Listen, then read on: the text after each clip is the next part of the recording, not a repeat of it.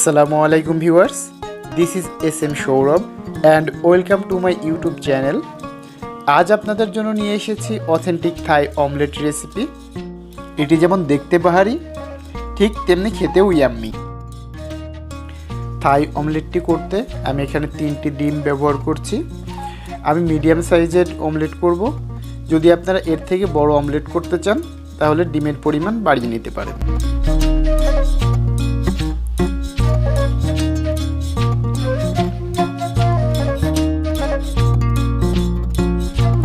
দিচ্ছি 1.5 চা চামচ ফিশ সস, 1 চা চামচ হোয়াইট পাউডার, 1 চা চামচ সয়া সস।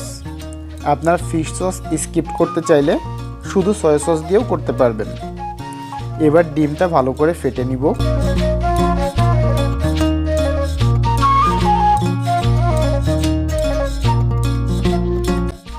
ডিম ফেটানো হয়ে গেলে এর সাথে অ্যাড করে দিব 2 চা চামচ কানেকশন মিল্ক।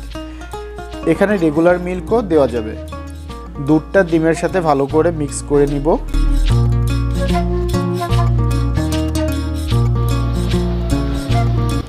আমি একটি প্যানে 4 কাপ তেল গরম করে নিয়েছি। এবার এই গরম তেলে 4-5টা সুইট ব্যাসিল ফ্রাই করে তুলে রাখবো ডেকোরেশনের জন্য।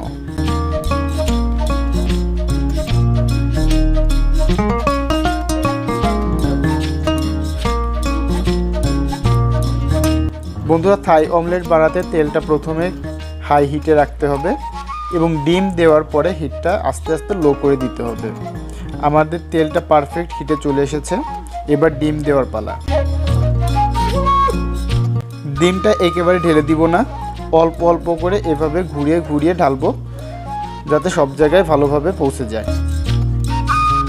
এবার চুলার হিটটা একদম লো করে দিতে হবে।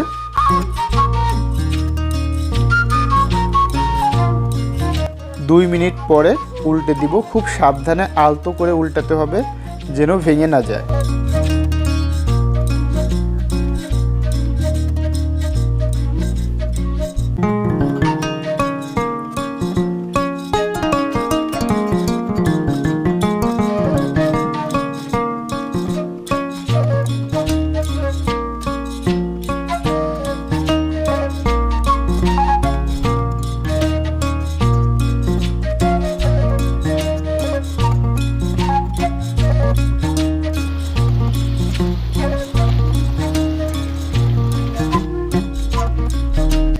অমলেটটা বারবার ঘুরিয়ে ঘুরিয়ে দিতে হবে যাতে নিচ থেকে লেগে বা পুড়ে না যায়।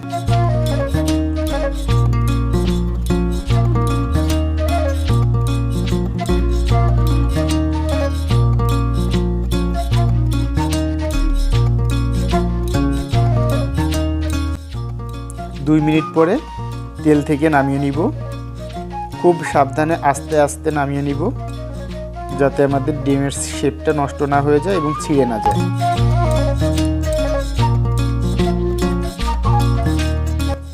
ধরো আমার থাই অমলেটটি রেডি হয়ে গিয়েছে।